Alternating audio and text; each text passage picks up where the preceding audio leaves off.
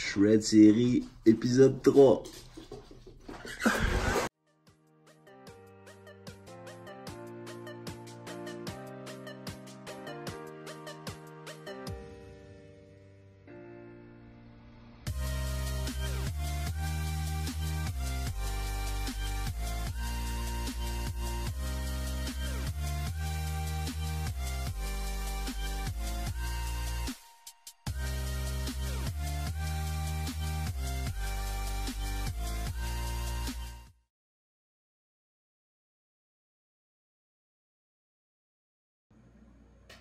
Bienvenue à la Shred série épisode 3. Aujourd'hui, qu'est-ce qu'on va faire? C'est qu'on va y aller d'une manière un petit peu plus éducative. Donc, on va parler de mon alimentation, mon approche par rapport à l'alimentation lors d'une période de sèche, de perte de gras.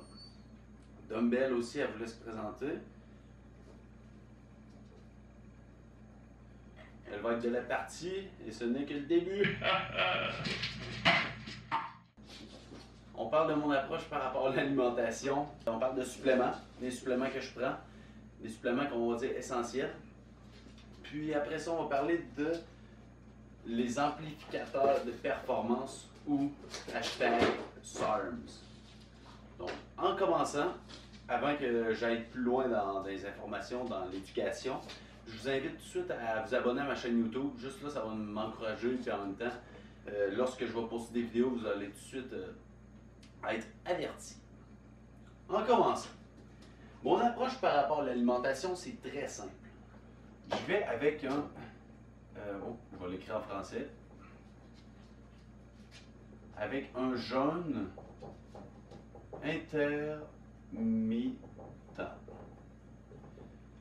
Ce qui grossièrement dit revient à dire 16-8 dans une période de 24 heures. Il y a une période de 16 heures dans laquelle je ne mange pas.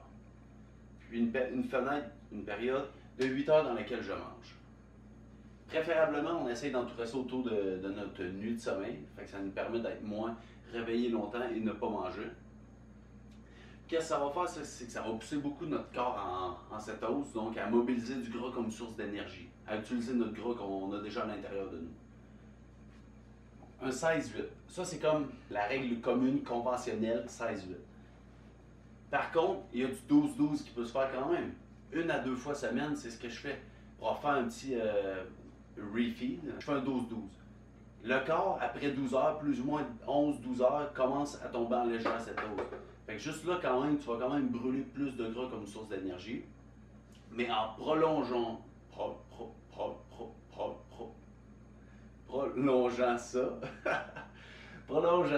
tu fais juste accentuer, tu fais juste optimiser ta perte de masse adipeuse. Dans une autre vidéo, je vais vraiment expliquer qu'est-ce qui va en être de tout ça, du jeûne intermittent, de mon approche par rapport à ça, parce que je vais avoir beaucoup de sceptiques qui vont écouter cette vidéo, qui vont se dire « Mais tu vas perdre la masse musculaire! » Et tu sais, le corps, c'est... Le chien me regarde, c'est vraiment drôle. « Mais tu vas perdre la masse musculaire! Pas manger comme ça pour prendre la masse musculaire, il faut que tu manges à toutes les 2 heures. » Pour prendre la masse musculaire, oui, mais encore là. C'est juste que le corps, c'est très intelligent, c'est une machine à s'adapter, même si je ne mange pas durant une période de 16 heures, mais que je fais ça intelligemment, je ne m'en vais pas me faire un entraînement de 2 heures à haute intensité par intervalle, puis pour mobiliser le plus de sucre comme source d'énergie possible.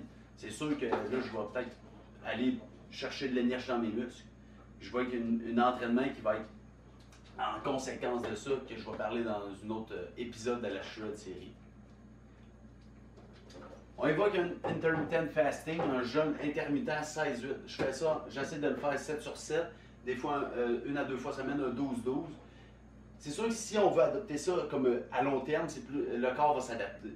Donc c'est pour ça qu'on peut commencer à 1 à 2 fois par semaine. Qu'est-ce que je vous recommande lorsqu'on fait un jeûne intermittent? Boire beaucoup d'eau. Boire beaucoup d'eau, l'entourer autour de son entraînement. Puis un autre conseil, c'est que vous pouvez boire du café quand même, un café noir. Ça va, agir comme coupe-faim, puis ça peut juste vous remplir un petit peu l'estomac, puis la caféine va aider à mobiliser encore plus de gras comme source d'énergie. C'est ce qui a trait à l'alimentation. First and foremost. 2, on va parler des suppléments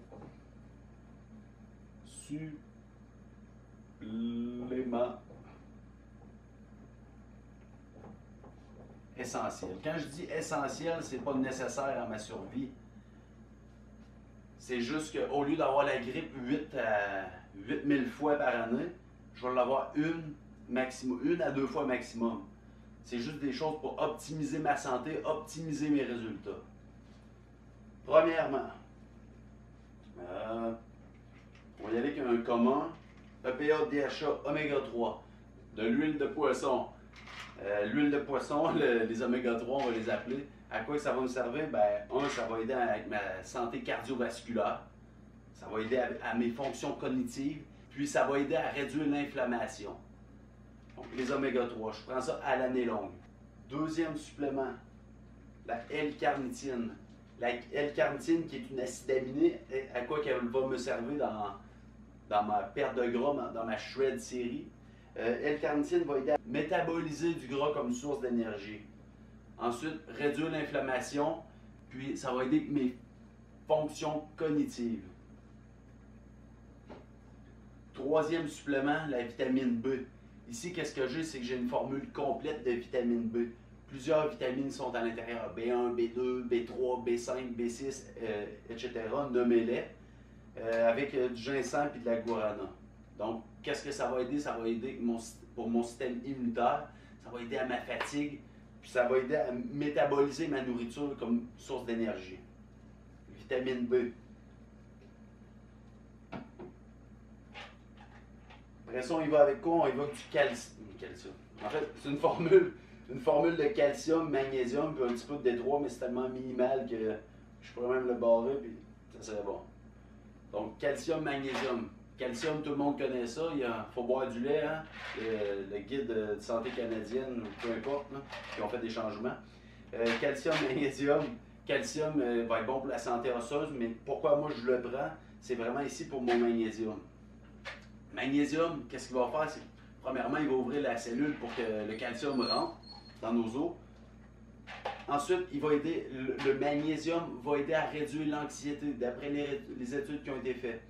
Puis dernièrement, ça va aider avec la contraction musculaire, puis c'est un relaxant musculaire.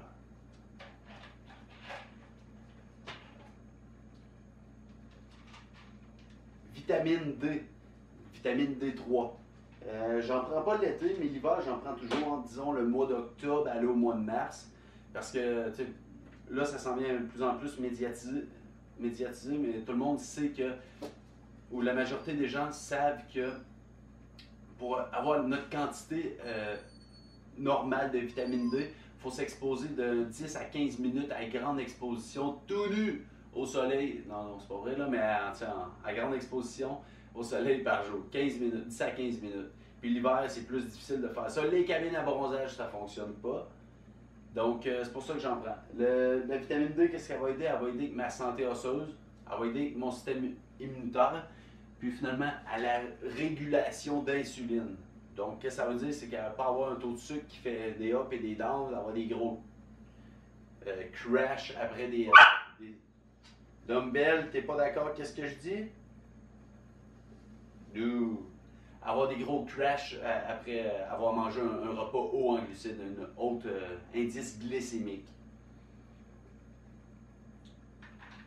Par la suite, le zinc. Le zinc, qui est un minéral, il y a beaucoup de gens qui connaissent c'est quoi. Qu'est-ce que ça va aider? Ça va aider pour mon système immunitaire. Ensuite de ça, ça va aider que ma mémoire, mon cerveau, fonction cognitive, etc. Puis, pour terminer, ça va aider avec mes niveaux de testostérone. Mon niveau de testostérone, avoir plus de testostérone biodisponible. Donc, ça peut être relié à la libido.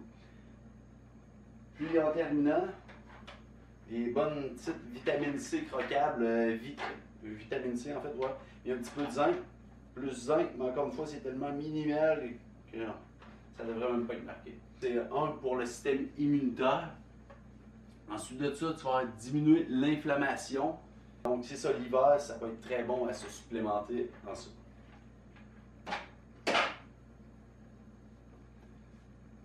Là, je n'ai dit beaucoup. Voici la liste de tous les suppléments que je prends. Je prends tous ces suppléments que je dis essentiels, mais comme je vous dis, c'est juste pour optimiser mes résultats.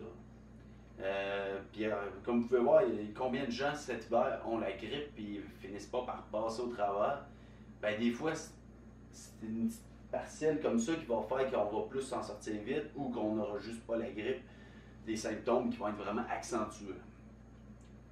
Pour terminer, on va y aller avec les amplificateurs de performance ou les SARMs. Selective Androgen Receptive Modulateur. En gros, qu'est-ce que ça veut dire ça? C'est que beaucoup de gens associent ça un petit peu à des anabolisants, à des stéroïdes, mais ce n'est pas ça. J'ai fait mes recherches là-dessus. Un, pour comprendre qu'est-ce que ça fait sur le corps humain. Conseil que je te donne à toi, c'est qu'avant de prendre n'importe quel gros supplément, ou même tu sais, de la vitamine D, ok, c'est correct, mais avant de prendre quelque chose, un amplificateur de performance, assure-toi de comprendre ce que ça fait sur ton corps. Tu sais, si tu prends quelque chose, tu sais pas pourquoi, ça te fait tu sais pas quoi, tu vas te ramasser avec des tu sais pas quoi de résultats, puis tu peux avoir des effets néfastes et délétères sur ta santé. Donc les SARMs, qu'est-ce que je prends? Je prends du MK 677, je prends du RAD 140, je prends du YK, puis du LGD, et en terminant du SR 9009. Non, c'est une blague. C'est toutes des SARMs qui existent, mais j'ai eu une grosse réflexion là-dessus. Je n'ai parlé avec ma blonde, ma conjointe. Puis après, certes, grosse réflexion, je prends rien. J'ai décidé de continuer mon chemin tout en étant naturel. Je vais seulement prendre une voie qui est différente de la majorité des gens, de la voie plus facile. Je ne dis pas que c'est miraculeux tout ça, mais c'est plus facile un petit peu. Donc, qu'est-ce que je vais faire? C'est que je vais optimiser les autres sphères de ma vie. Gestion du stress, alimentation, entraînement, sommeil, supplémentation, etc. Je vais juste optimiser tout ça puis continuer mon chemin tout en étant naturel. Les SARMs.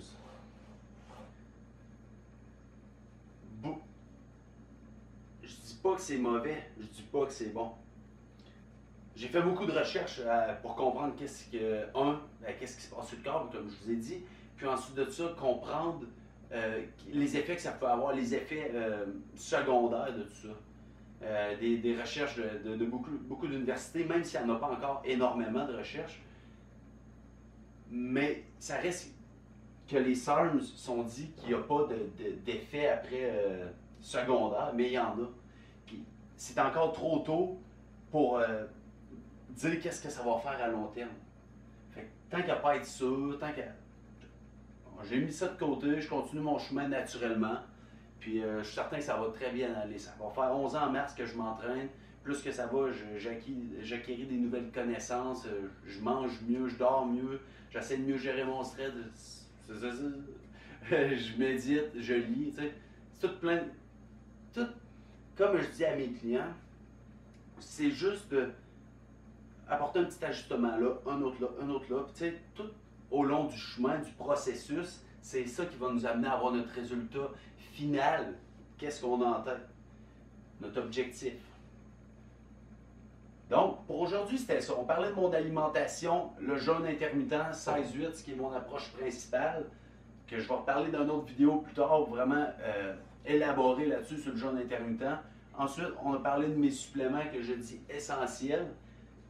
Et en terminant, des SARMs que j'ai vraiment songé et pensé fortement d'en prendre, mais finalement, je ne l'ai pas pris. Merci beaucoup d'avoir regardé la vidéo, guys. Puis je vous invite à aimer cette vidéo, la partager, vous abonner à ma chaîne YouTube. Puis, on n'oublie pas, il y a un concours, des suppléments de valeur de 200 $ qui va être tiré à la fin de la 8e épisode. Les personnes qui vont être abonnées à ma chaîne YouTube puis qui vont partager la vidéo et l'avoir aimée. Merci beaucoup, guys, puis bonne journée.